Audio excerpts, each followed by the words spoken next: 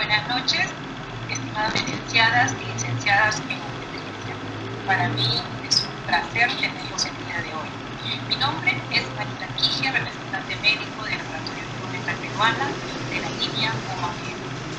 Desde el área le damos la más cordial bienvenida a nuestro curso online, La Mujer Peruana, Importancia de la Salud Sexual y Reproductiva. Este curso tiene auspicio académico por la Universidad Nacional Mayor de San Marcos. Y esta noche, que es la cuarta y última sesión científica, está titulada En Prevención de Infecciones Vaginales en Gestación. Esta conferencia será dictada por el doctor Omar Criso Barrón, cirujano general y oncólogo, especialista en oncología y ginecología. Además, tiene un diplomado en docencia universitaria y epidemiología, máster en salud pública con mención logística hospitalaria.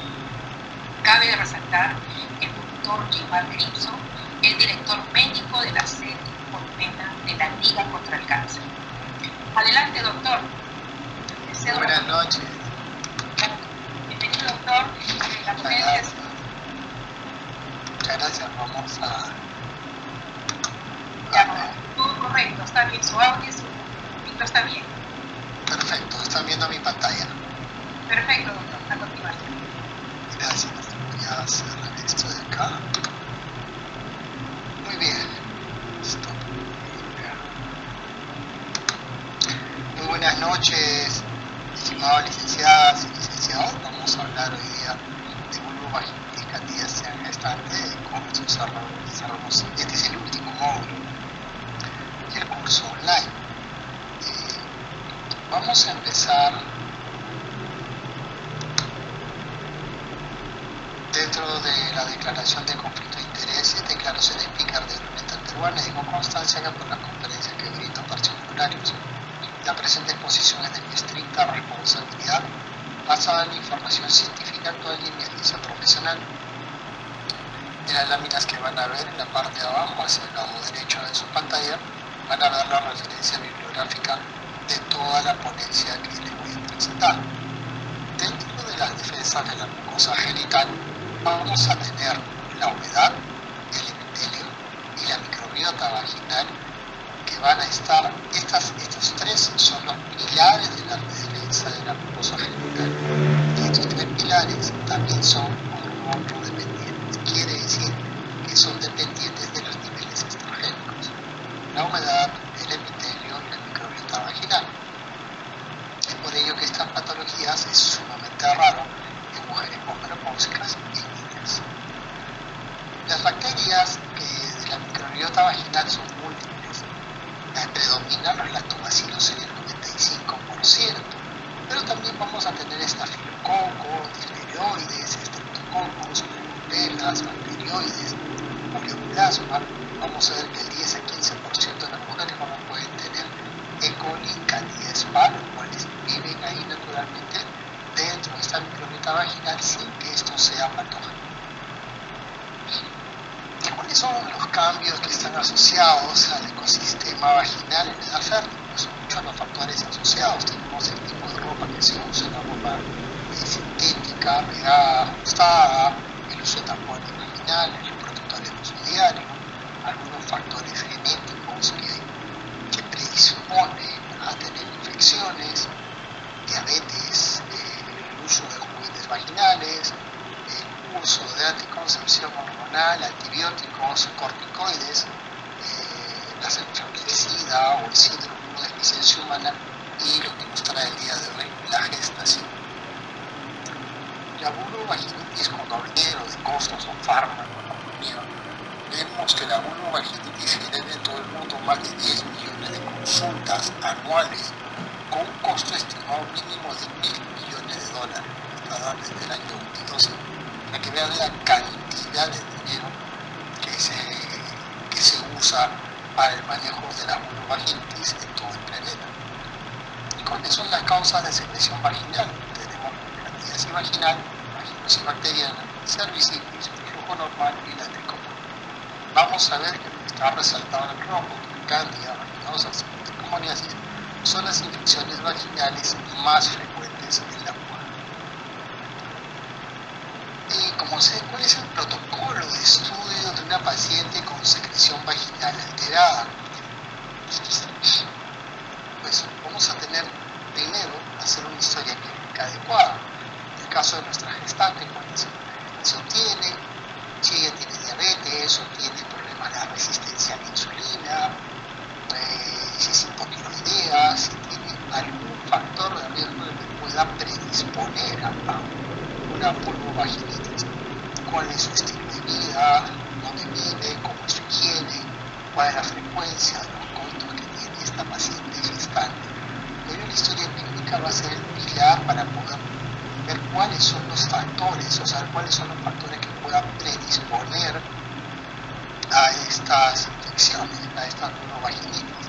Vamos a ver, tengo que hacer una exploración física minuciosa y hacer todo cuadro, contexto clínico.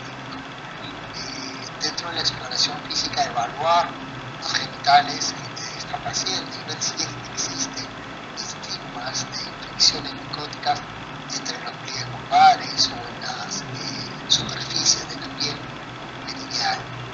Y las pruebas de laboratorio, que van a ser las pruebas confirmatorias sobre la sospecha clínica que podamos tener en el caso de la vulvovaginitis candidiásica o los glicomitricus. La fuente de infección, la principal fuente de infección es el reservorio intestinal, es la principal fuente de infección. Los honguitos del reservorio intestinal van a ser el causante en la gran mayoría de nuestras pacientes.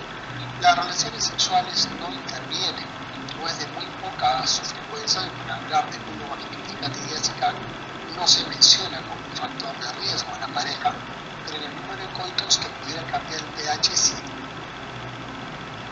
Una pequeña cantidad de cándida va a persistir post tratamiento sistémico local y vamos a ver que hasta el 25% en los últimos 30 días después del tratamiento, las 3/4 partes de las cepas de candidiasis son idénticas antes y después del tratamiento. Hay alteraciones de microorganismos del huésped, la virulencia, la agresividad del microorganismo y la disminución inmunológica de la paciente. Vamos a ver que el 75% de las mujeres va a padecer al menos un episodio de vulvovaginitis candidiásica en el transcurso de su vida, 40-45% dos o más, y 10 a 20% de las vulvovaginitis candidiásicas son complicadas, y aquí entran las gestantes, ya que ellas son un grupo de riesgo para hacer una vulvovaginitis candidiásica complicada. Son infecciones muy frecuentes, la mayoría causada por Candida albicans, y en menor proporción la Candida gravata, Lucei, tropicalis, pero esto de acá está cambiando. Si es verdad que la Candida albicans es el hongo más frecuente para desarrollar esta vulvovaginitis candidiásica, cada vez tenemos más bibliografía a nivel mundial que ya nos habla que son otros los tipos, las cándidas no albicans, que están jugando un rol importante en el desarrollo de esta patología, tanto en mujeres no gestantes como en gestantes.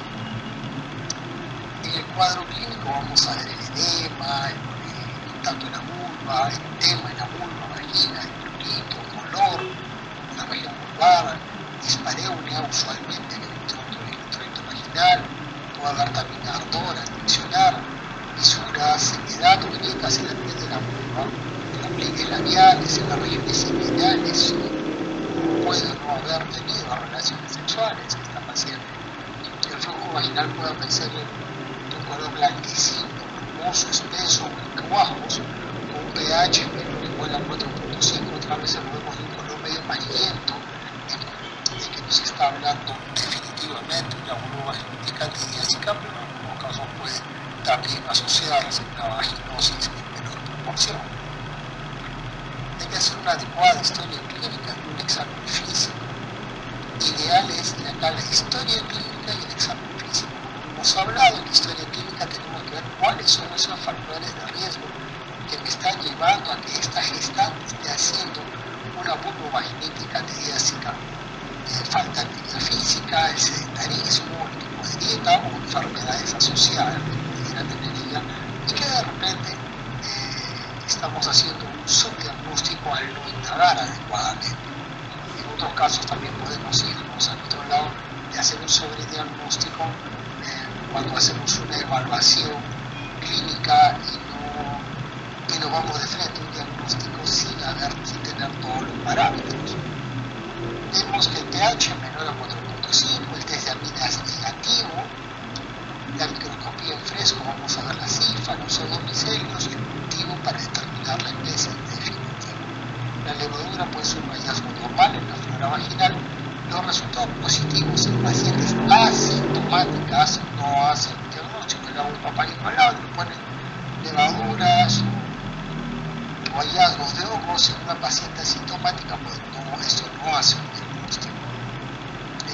¿Cuáles son las pruebas complementarias para el diagnóstico de una vulvovaginitis candidiasis? Este es un resumen.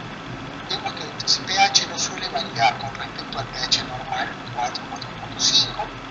Fertiliza en fresco con suero fisiológico al 9%.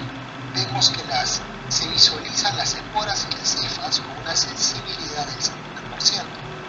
La tinción Gram se puede dar también las esporas o cifras una sensibilidad del 65%.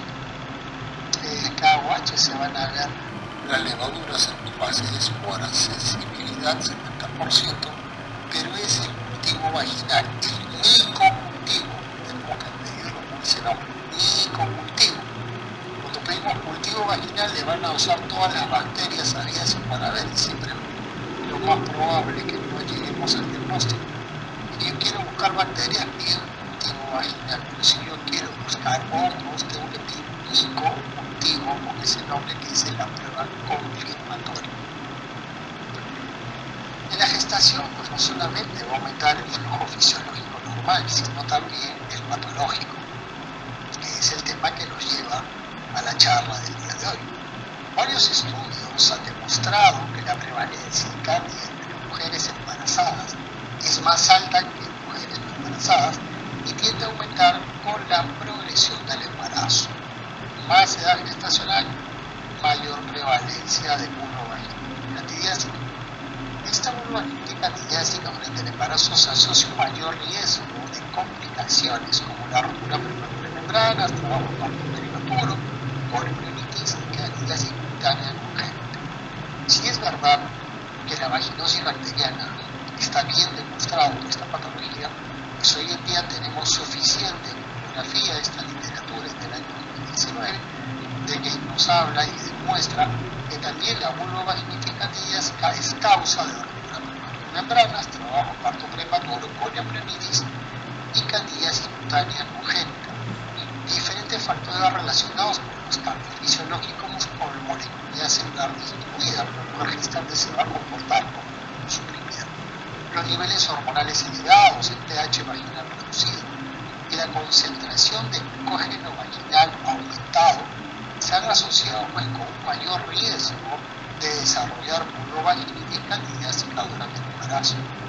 La colonización por cándida también es consecuencia del uso de antibióticos de amplio espectro, asociándose a una disminución de la colonización por lactobacillus, probablemente como resultado de la interferencia con los sitios de unión epitelial. Y estos sitios de unión epitelial es importantísimo el día de hoy tenerlos en cuenta. ¿Por qué? Porque estos sitios de unión epitelial que hoy día la tecnología está marcando el desarrollo del mundo. Por ejemplo, hoy tenemos antes nosotros, pues, las personas que nos acompañan, que tienen 50 o 40 o más, sabrán, pues nosotros usábamos los teléfonos que giraban, ¿no? Que tenían un disco para hacer llamadas telefónicas y luego hacíamos se cortaba, ¿verdad? Varios clics para llamar. Y tener un celular era una cosa, pues solamente lo veíamos en películas de fantasía, ¿no? Hoy en día eso es una realidad, y con el celular hoy en día hacemos un montón de cosas. Y es que la tecnología también interviene mucho para el diagnóstico de enfermedades, sino también para el tratamiento de estas enfermedades. Y los nuevos tratamientos tienen que ver mucho en la unión epitelial para poder tener un efecto ideal en el tratamiento. De hecho, cuando se altera el equilibrio entre la cándida y la flora bacteriana normal, los mecanismos de defensa inmunitaria, la colonización es causada por una infección, ¿no? Emergen bacterias que están ahí, que viven naturalmente y que empiezan a proliferar de manera desordenada. La Candida albicans es responsable del mayor número de vulvovaginitis candidiásica, contribuyendo al 90% de episodios sintomáticos de la Candida albicans. Sin embargo, las especies de Candida no albicans, incluidas como la Candida glabrata, la tropical y la Tusei, están emergiendo ahora como causas identificables de vulvovaginitis candidiásica.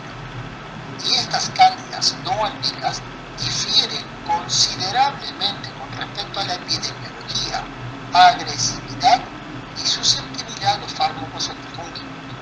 Pues las Candida albicans sabemos todos perfectamente el tratamiento, no es algo que lo voy a repetir, es algo que ya lo saben.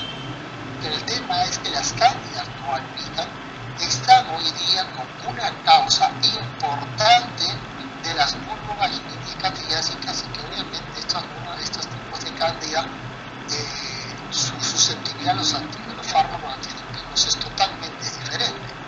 La candidiasis invasiva de los recién nacidos se está convirtiendo en una causa grave y frecuente de sepsis y de aparición tardía con tasas de mortalidad de 25 a 35%. ¿Cuántas mamás que ayudamos a traer sus bebés al mundo las vemos a futuro? No las seguimos con ese recién nacido en los siguientes meses, ¿no?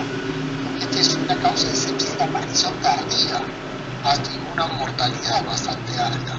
La incidencia de las infecciones antifúngicas se ha multiplicado por 11 en los últimos 15 años y la especie de Cándida que se consideran actualmente es el tercer organismo más frecuente aislado en la sepsis de aparición tardía en lactantes de muy bajo peso al nacer. Si ustedes recuerdan, estoy hablándoles de octubre, noviembre, hasta diciembre del año 2019, hablábamos de una enfermedad media rara que había aparecido en China y se estaba identificando recién el COVID-19. Pero en esa época hablábamos más de los partos prematuros.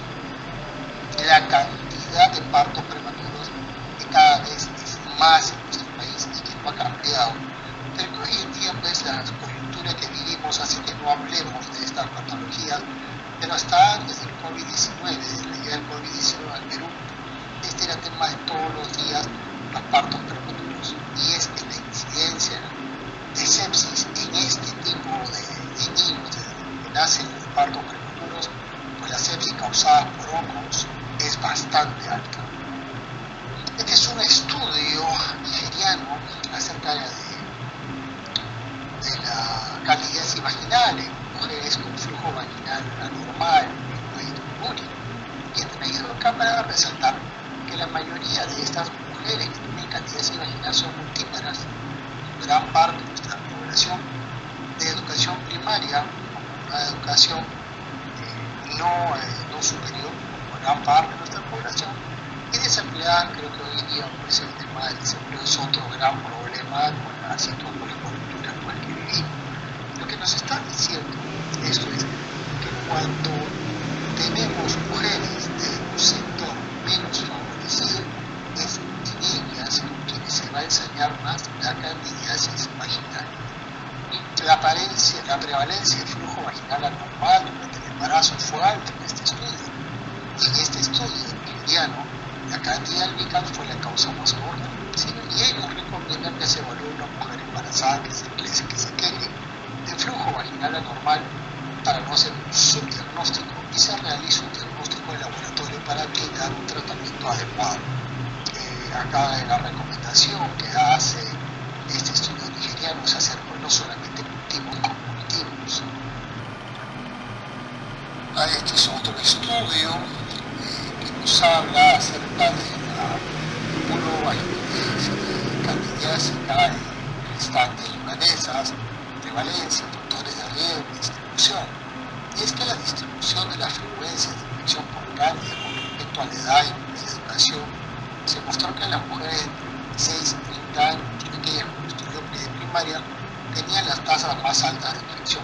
Muy parecido este estudio libanés al estudio de Nigeria, ¿no? La población menos favorecida. El mayor porcentaje de aparición de vulvovaginitis candidiásica candidiásica atribuido a las cándidas no albicans, este estudio fue superior, 56%, en comparación con lo relacionado a la cándida albicans. Y esto concuerda con muchos estudios informados recientemente, estudios del año 2019. Y es que cada vez tenemos más bibliografía que en gestantes las cándidas no albicans están prevaleciendo mucho más que la cándida albicans, y lo que estamos viendo es que los tratamientos tienen que cambiar, porque no es igual tratar esta vulvovaginitis de cándidas no albicans. Las especies de cándidas no albicans son comparativamente no patógenas. La Klebsiella, la glabrata, la tropicalis usualmente no son patógenas, pero eventualmente son elegidas y comienzan a sufrir con frecuencia debido al amplio uso indebido de antifúngicos de venta libre. Y es que en nuestro país los antifúngicos de venta libre no van a la farmacia lo que sea y no nos piden una receta. Muchas mujeres escucharon que la mamá, la prima, la vecina o simplemente se van de frente a la farmacia y le van a dar su antifúngico. El uso de tratamientos con azoles tópicos y orales de dosis única y los tratamientos de protección de larga duración de azoles orales hacen pues que estas especies de cándidas no albicans de debut ya sean resistentes a la mayoría de antifúngicos de venta libre. Ya per se, en una charla anterior les traje un estudio acerca de personas inmunosuprimidas y cómo en ellas las cándidas no albicans eran las que más prevalecían y también eran las más difíciles de tratar.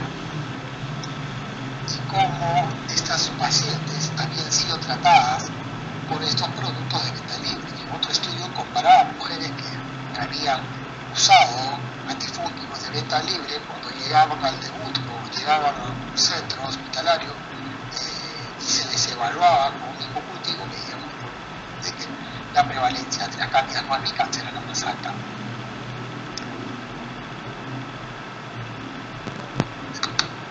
La aparición de candidiasis vulvovaginal entre mujeres embarazadas libanesas es lo mismo. En el estudio del papel de las cándidas no albicans en la vulvovaginitis candidiásica recurrente merece una mayor investigación debido a la mayor frecuencia de cándidas no albicans resistentes y que se han encontrado en las muestras vaginales. Es que es verdad, estas cándidas no albicans de debut ya son por mujeres no gestantes al fluconazol son resistentes y son resistentes a la mayoría de azoles de venta libre.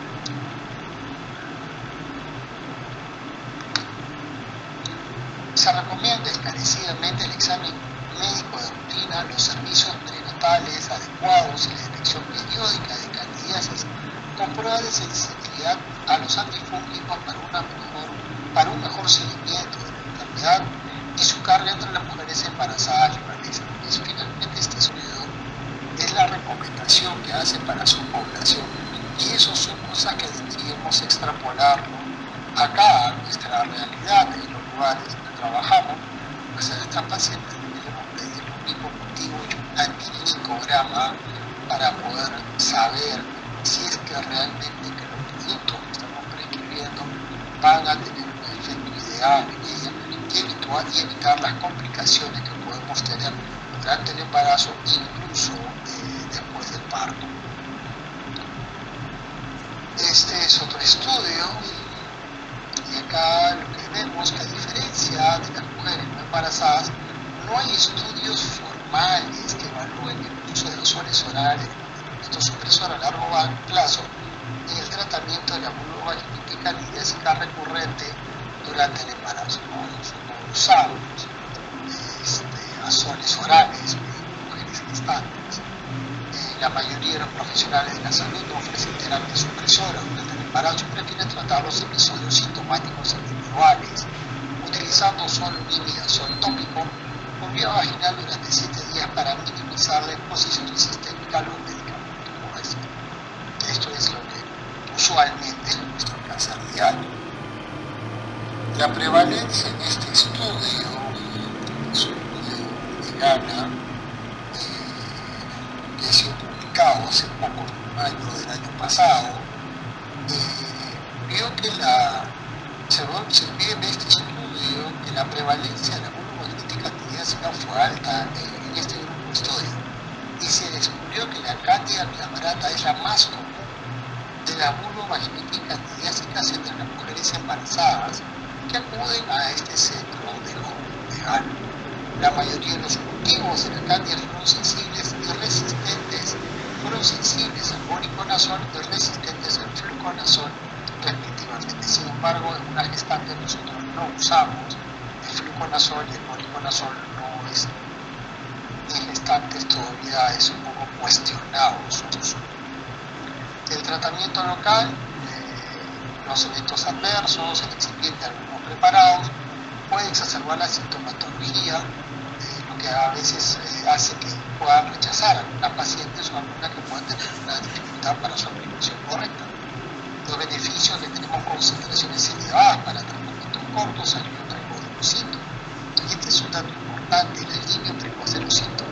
Pues una mujer quiere que se le retire el problema lo más antes posible, eso ya suficiente tiene con el embarazo y toda la sintomatología producida por el embarazo para encima tener su vulvovaginitis candidíaca. Todo lo que ella quiere es un producto que le solucione rápido el problema. Uso después del primer trimestre, y puede usarse también embarazo y lactancia, uso en pacientes diabéticas y menor riesgo de eventos adversos.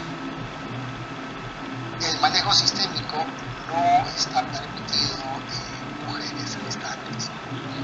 Esta es una revisión ya para entrar a la parte final. Durante el embarazo debe evitarse tratamiento por vía oral según el update del año 2015 de las guías europeas, aunque dosivas el fluconazol a corto plazo no se asocia con defectos de nacimiento.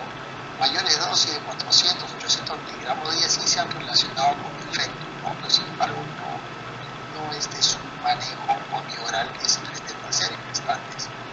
Por lo tanto, el tratamiento de la vulvovaginitis candidíaca en el embarazo debe consistir en uso de terapias tópicas de imidazoles, probablemente durante 7 días, tanto en las guías de 2006, 2015 y las guías europeas de 2011.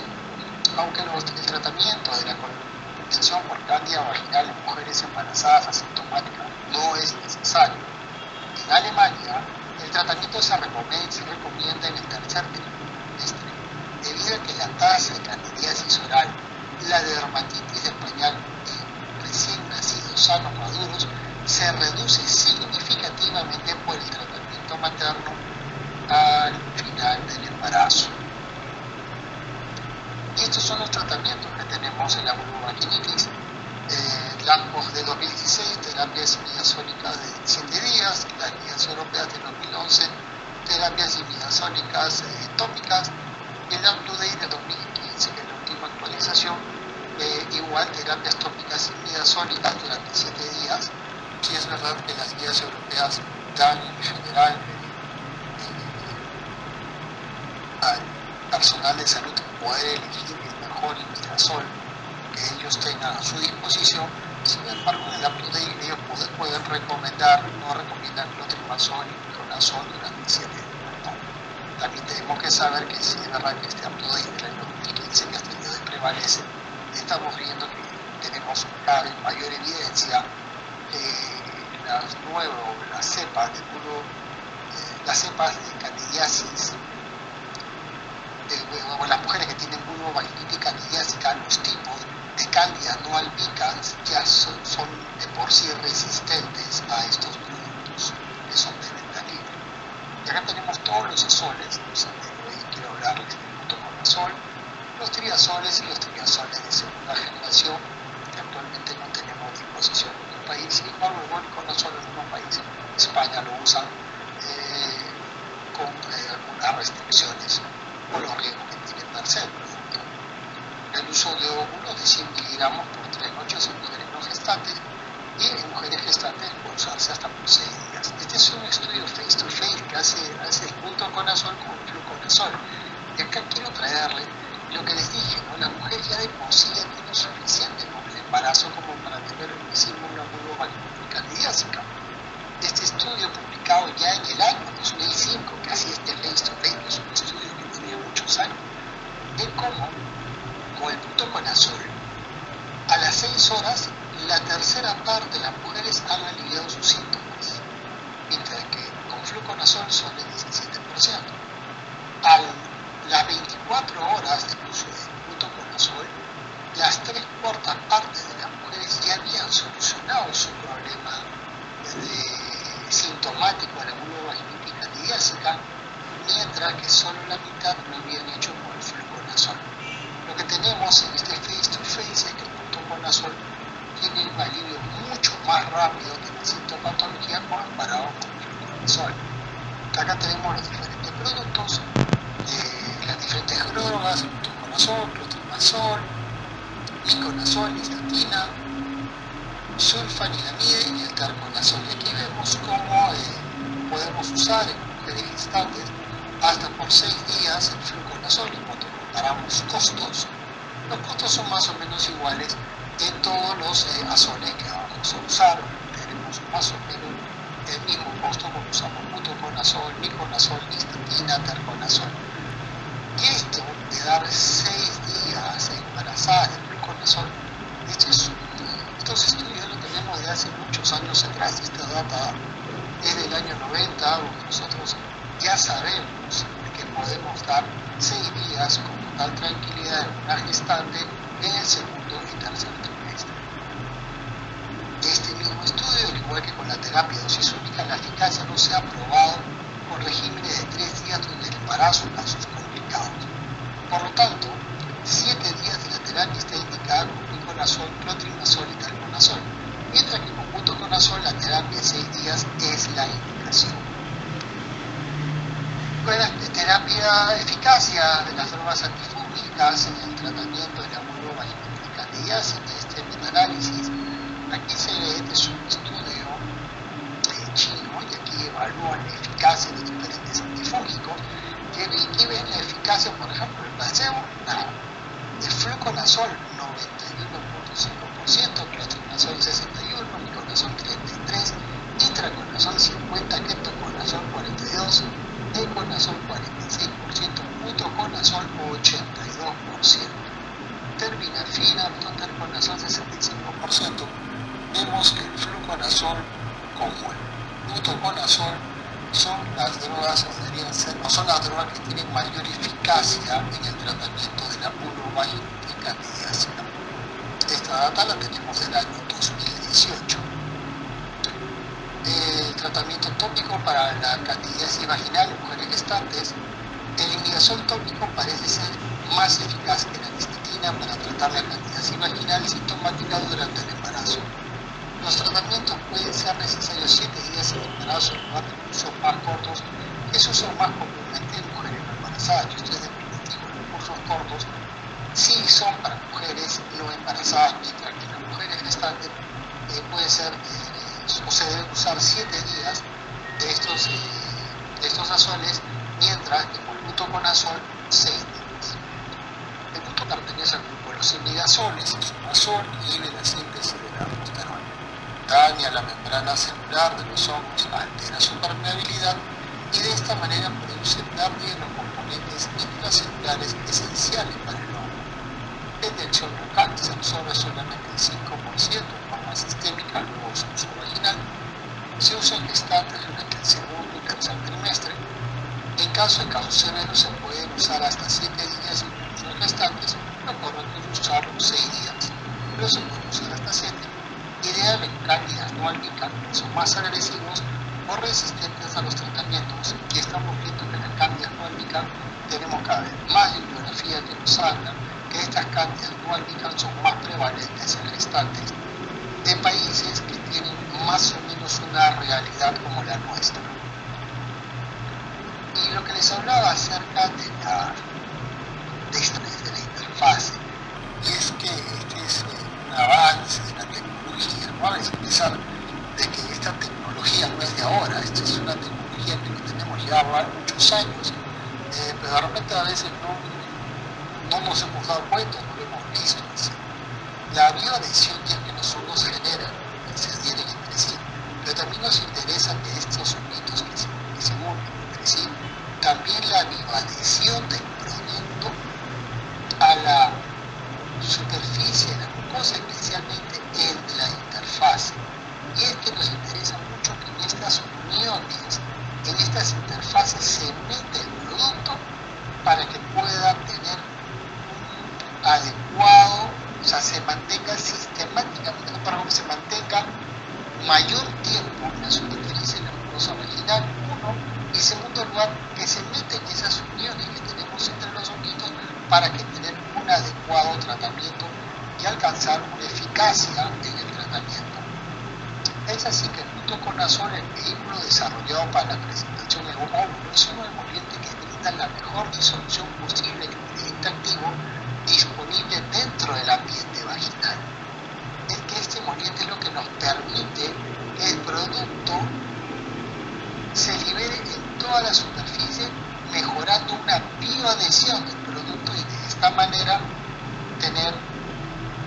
se pueda disolver y estar dentro de la vagina en un mayor tiempo.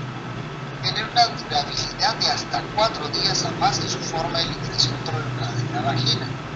Por la balanceada compatibilidad de los componentes del óvulo, genera un recubrimiento uniforme y persistente en las paredes vaginales. Es así que nosotros le usamos, por ejemplo, una paciente no gestante, usamos junto con Azol 3 días y a la semana le estamos haciendo un examen y todavía vemos el óvulo que está ahí, logrando así una adherencia superior con mínima salida de la crema por el orificio vaginal externo por escurrimiento sobrepuesto cuando usamos la forma en crema, ¿no? Que tenemos que usar los 5 gramos todo el chillete completo, y esto pues genera salida del producto, lo que genera escurrimiento y no se logra una adecuada adherencia del producto a las paredes vaginales, logrando con ello fracasos en los tratamientos.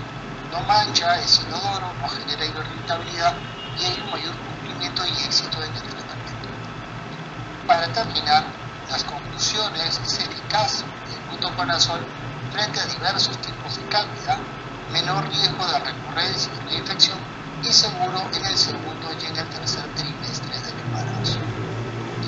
Eso es todo, gracias por haberme escuchado y si tuvieran alguna pregunta, encantado de poder resolverlas.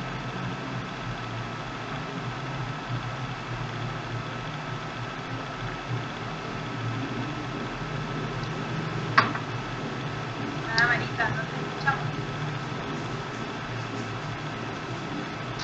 ¿Ahora sí? Ahora sí, Marita. Qué bueno. Doctor Gilmar, los felicito primeramente, muy interesante la exposición el día de hoy. Yo sé que es un tema muy común que se presenta en la consulta diaria de los licenciados y licenciadas asistentes.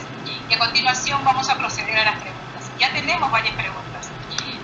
Dentro de la primera pregunta, dice: doctor, ¿me podría informar sobre vaginosis titolítica?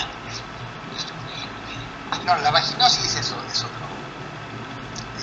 tema que lo hemos hablado anteriormente. Acá se produce por un grupo de bacterias, no es única. Toda la mayoría son gram negativas y que se van a producir porque hay un desbalance. O sea, a ver, tenemos una disminución de los lactobacilos que prevalecen dentro de la vagina y emergen estas bacterias que son que están ahí, están dentro de la vagina, pero empiezan a emerger y empiezan a producir una infección. Hay diversas causas de factores que van a llevar a esto. Generalmente, la gran mayoría son inherentes a la paciente. Diabéticas, con resistencia a la insulina, hipotiroideas, con enfermedades inmunosupresoras, cadena colágena. O sea, tienen ya de por sí un cuadro que las predispone a esto.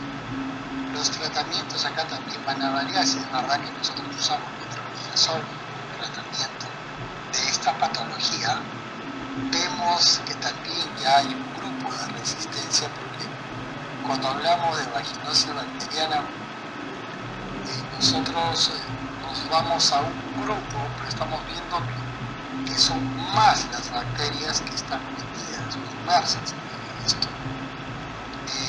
Estos casos más extremos, cuando hablamos ya de citólisis, cuando está habiendo daño a nivel de la pared vaginal, que son muy raros, particularmente solamente lo he visto en la literatura, nunca he visto un caso, son muy raros.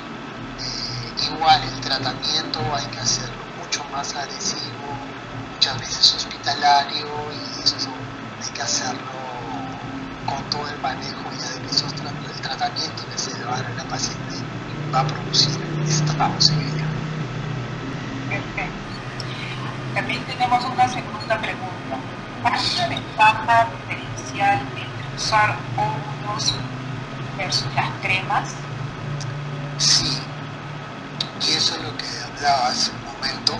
Acá es la tecnología, ¿no? Es como tener un smartphone de última generación, tener un smartphone, tener un teléfono lo que teníamos antes, ¿no? Los ámbitos, es lo mismo.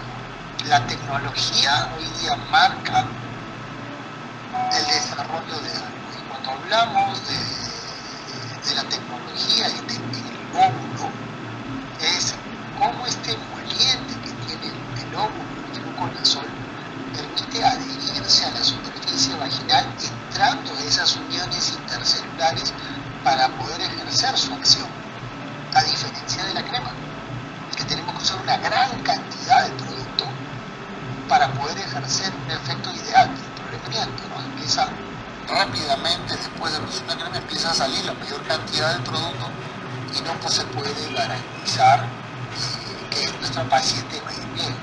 Y esta es la tecnología. Aquí interviene mucho la tecnología. Y es por eso que en esa última lámina yo les hablaba.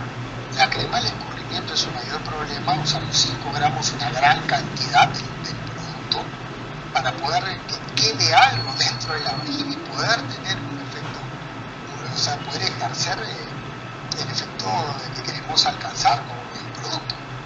Mientras que con el uso del óvulo, nosotros lo garantizamos mucho más.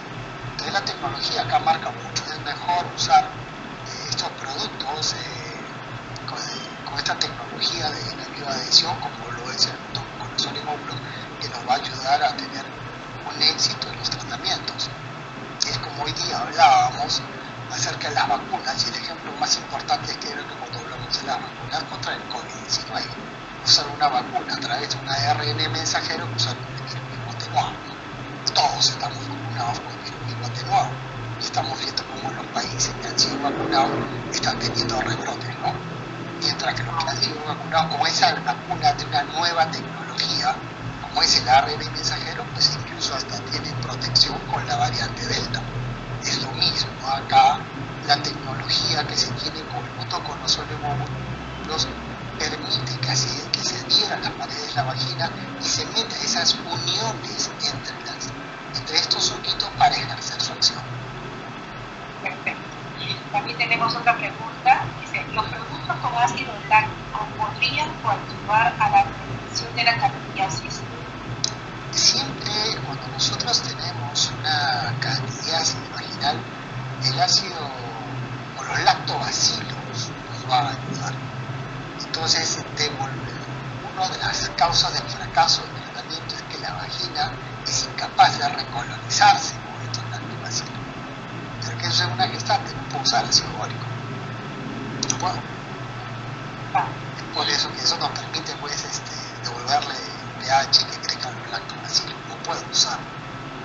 Es por eso que, como les comentaba, la mayoría de los profesionales de la salud lo que quieren es tratar el problema, ya que no se puede hacer hasta el momento un tratamiento a largo plazo, como por ejemplo usar fluconazol por los efectos adversos o los efectos que va a producir en la recién nacida. Perfecto. También hay otra pregunta donde dice, en un paciente no gestante, ¿debemos acompañar por vía oral? Depende, si es una vulvovaginitis candidiásica recurrente, sí, o tenemos una vulvovaginitis candidiásica complicada o grave también. Por ejemplo, yo evalúo a la paciente y solamente encuentro quistos en la vagina y voy a usar mi fluconazol en óvulos por 3 días. Y con ello voy a solucionarle el problema a la paciente. Pero ¿qué sucede si esta paciente tiene grietas a nivel de la vulva, de los pliegues intervulvares, de repente tiene a nivel inguinal, tiene fisuras en la parte rectovaginal, a nivel de perineo, perdón, tenemos fisuras a este nivel? Entonces ya estamos hablando de una aparte de la vía oral, que me va a ayudar a solucionar rápidamente su problema, tengo que echar mano a la vía oral. Y la vía oral, dependiendo de la gravedad del cuadro, pues le daré una dosis de ataque, que puede ser cada 72 horas. Esquemas actuales son más conservadores, pero los antiguos solamente una 3 dosis cada 72 horas, y luego semanal. Otros cada 72 horas por 2 semanas y luego semanal, que se puede dar hasta por 6 meses, pero siempre pues con estudio de pruebas hepáticas, ya que, como bien sabemos, el fluconazol produce daño hepático. Perfecto. También pregunta, ¿cuándo recomienda el seguimiento en un neonato? Si la mamá ha tenido una vaginitis candidiásica. Si él lo ha tenido, claro, este neonato tiene que ser seguido, ¿no? El tema es de que en nuestro país muchas de las mamás van solamente a dar a luz cuando estamos ahí de guardia y ahí gritan completa y no sabemos nada de ella. Ese grupo son las que más le deberíamos seguir, ¿no? Ya que son mujeres que no han tenido ningún tipo de control, no sabemos qué ha pasado con ella, y son las más que luego nos van a venir con sus neonatos en mal estado a querernos echar la culpa. ¿Cuál es el tratamiento más adecuado de candidiasis? El tratamiento de candidiasis que afecta a las pacientes diabéticas. Este tipo de pacientes hay que recordar que ellas son mucho más vulnerables, entonces tienden a ser candidiasis repetitivas. Y ahí sabemos que estas candidiasis repetitivas, las cándidas no albicans son las que prevalecen. Y la candidiasis no albicans, el tratamiento es diferente, sí, es verdad, que va a tener algún tipo de acción, el uso de fluconazol o los imidazoles de venta libre, pues esta paciente va a recurrir prontamente. Es una paciente diabética. Primero debemos solucionar el tema de diabético, solucionar el tema de su hiperglicemia, tiene que ser evaluada por el endocrinólogo y tener un tratamiento para llevar su glucosa a niveles normales, es una dieta adecuada a esta paciente, explicarle pues, que ya de por sí la diabetes es un cuadro predisponente, si está gestando con mayor razón. Entonces, tiene que ir de la mano con un endocrinólogo que nos ayude a corregir los niveles de glicemia en ella, y definitivamente acá pues no voy a usar Nimida, son de venta libre, ¿no? Tendrían que usar Nimida suspensión, como es el fluconazol por 6 días, para asegurarme el tratamiento. También pregunta el doctor, dice, ¿cuál es el tratamiento que usted sugiere en las pacientes gestantes en el primer trimestre con candidiasis? Por suerte no es tan frecuente en el primer trimestre, por suerte. De darse el caso, podríamos usar estatina.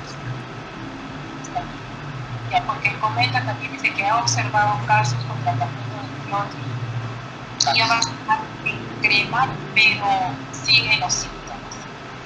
Claro, podemos usar clotrimazol, pero en estatina también podríamos tener una alternativa en este manejo en el primer trimestre. El clotrimazol también es una indicación, pero en estatina podríamos empezar para usar con ella. A Dios gracias, en el primer trimestre no es muy frecuente la candidiasis vaginal. Y bueno, para terminar, doctor, ha estado muy interesante su conferencia. La última pregunta es, mujer en la lactancia inclusiva, ¿hay alguna contraindicación de uso de óvulos? ¿Debería dedicar más el tratamiento? No, en una lactante podemos usar con total seguridad este fluconazol. Hay que recordar que lo que va a llegar a la sangre, lo que pudiera llegar es hasta el 5%. Es muy bajo, ya casi definitivamente ideal el fluconazol, el uso tópico, ¿no? El uso de los imidazoles a nivel de vaginal. Muchas gracias, terminaron las preguntas, te agradezco, lo felicito nuevamente. Ahora vamos a dar paso a nuestra compañera Kareli Yantani con la cámara. Muchas gracias por haberme escuchado estos minutos y nos estamos viendo. Tienen para cualquier duda o pregunta, me tienen siempre Buenas noches. Gracias, doctor. Danieli, por favor. Gracias, doctor Guiso. Buenas noches. Gracias, Marita. Buenas noches, estimadas licenciadas, estimados licenciados. A continuación vamos a pasar la franja promocional de nuestros productos auspiciadores de este curso online, La Mujer Peruana, Importancia de la Salud. Pasamos, por favor.